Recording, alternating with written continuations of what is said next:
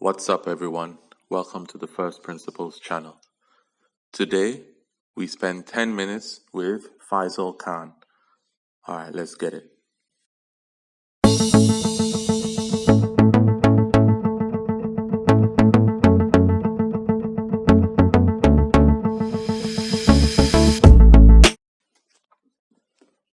Faisal Khan is a banking and payments consultant who specializes in cross-border payments and crypto money. He's the co-host of Around the Coin, a weekly podcast on payments and fintech, and that podcast has over 22,000 listeners. Faisal also is a talent scout for Series A and B financing for various fintechs and VCs. He's also the CEO of Faisal Khan and Company. All right, let's listen to him and learn from his experience.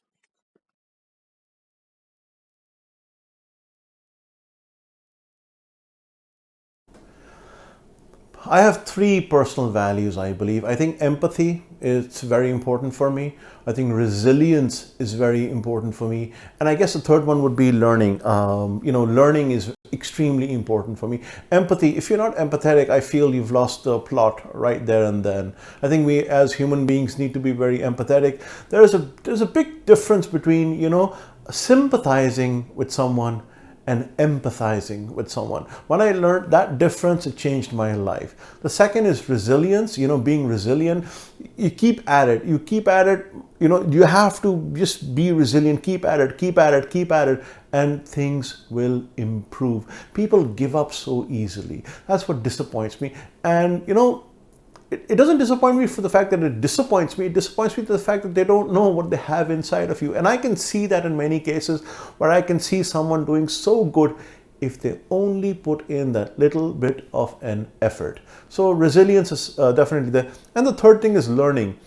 I think we should never stop learning. What we have to be very cognizant of is that as we come out of the factory of our education, when we have a degree, we're like a factory. We're good for 10 years. After 10 years, it's time to retool yourself. It's time to re-educate yourself. A factory comes out today, a newly built factory will build a product or a service that is very, very good in today's market. But 10 years down the road, things are not so good. So I think the constant relearning part, where you have to take a sabbatical every 10 years or every 15 years and then go and relearn for a year and come back into the workspace as a new factory of knowledge, of information, etc., of talent, I think that is extremely important. So empathy, resilience, and learning. These would be my three personal values.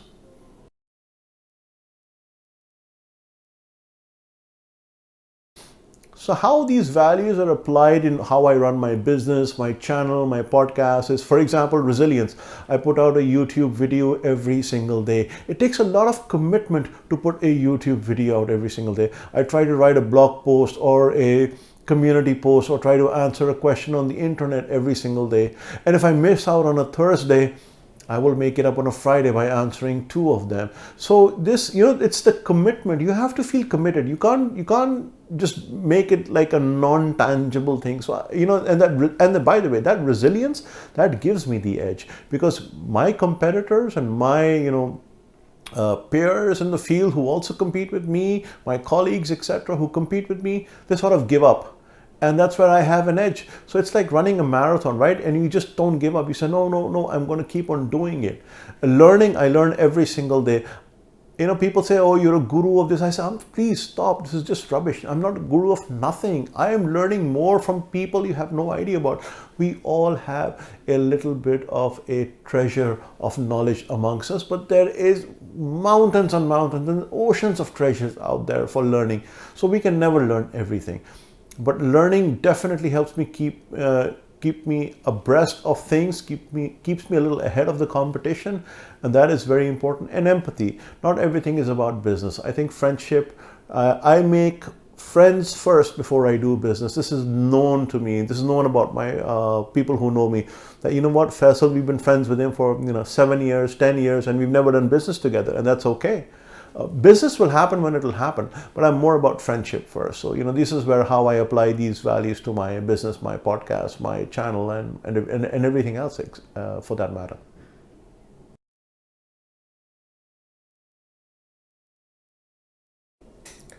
One of the biggest challenge is for a little while was, where I was based. I'm from Karachi, Pakistan. So when the minute Pakistan came up, people had this notion, whether it was right or wrong, I'm no one to say, but they said, oh my God, we're probably dealing with a scammer here or this, that, or that. So that was a very difficult part.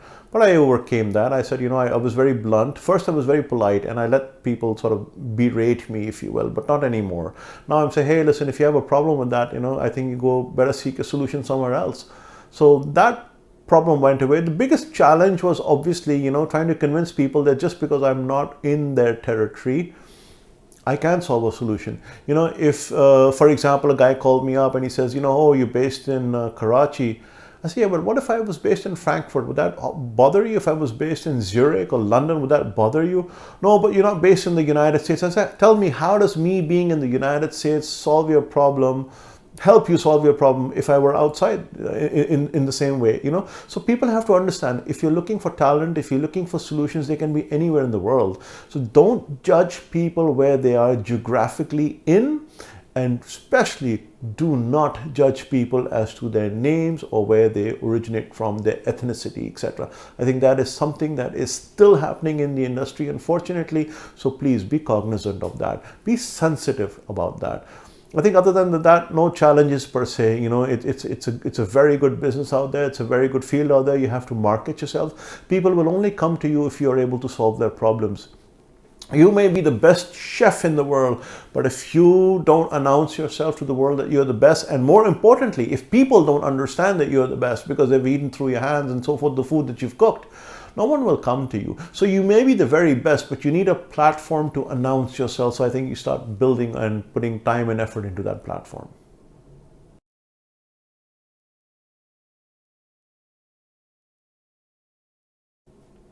So, I'd like to say yes. I'd like to say yes. The empathy part, made me change people and change their opinions of who I am, who I was, or where I came from, etc. And that helped a lot. In learning, I learned about the other cultures. I learned about the other way of doing business. Does that help a lot? And resilience. I think the resilience part was, never give up despite the original wave of negative sort of people that came, when I first came out in consulting. I didn't let that bother me too much. I wouldn't say it didn't bother me. It did bother me till an extent, but then, I owned it and I let it go, and that was it. So, I think all three values do play a part. Otherwise, they wouldn't be values to me, right? But I'm all in all, I think I'm very happy with it, and I think the learning and the resilience part played even a more important role than I can imagine.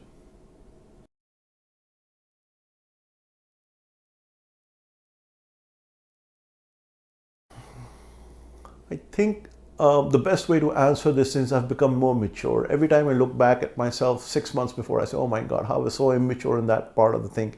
And that comes through learning, right? That comes through maturity, and maturity comes through resilience, because you've experienced something before, you've kept at it, and because you've kept at it, you've become a little bit more seasoned, a little bit more mature, and you look back and you can reflect on that experience, that past experience of yours.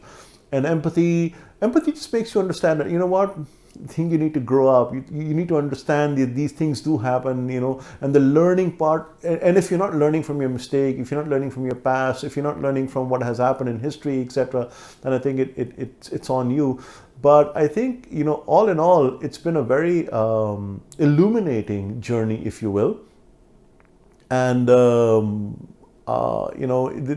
challenges were there, but you overcome them. It's not that you can't overcome them, and there is no one size or one solution or one formula fits all that will solve the entire thing. Sometimes you have to beg, borrow, steal from others. Sometimes you have to seek help, and there's no, there should be no shame in seeking help. There should be no shame in putting down your cards. There should be no shame in saying and raising up your hands. I think that is very important for you to understand that. But all in all, it is always a challenging journey. I think anyone telling you it's not been a challenging journey would be lying, in my opinion. But yeah, it's been testing, all right. And I think, to sum it up, it's made me more patient, that certain results take time, that certain things are not meant to be, that certain things will be. I'm able to differentiate a little better now than I what was, before. So it's like, if you're a teacher, a master chef, if you will, and you see people cooking, and you see, 20 minutes left, this guy is not going to complete his dish. 10 minutes into the dish, you can tell that that person has got the wrong recipe. And, someone is cutting the vegetables all wrong, that's going to be a disaster.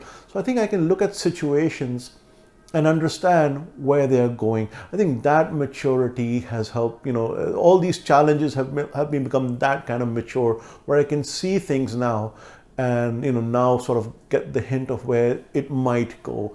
It took a long time getting there, but, we're there. Thank you so much, Faisal, for sharing your experience with us. The insights you brought out about managing perception and learning, and how you were able to overcome different challenges in growing your business and getting yourself to where you are today personally, is really, really nice to see and hear. And we wish you all the best.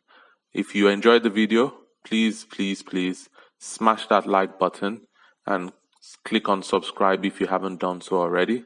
And also hit the notification icon so that you are the first to see videos when they come out of this channel.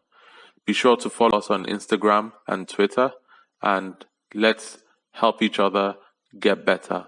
Look out for a future episode of 10 Minutes With. Thank you.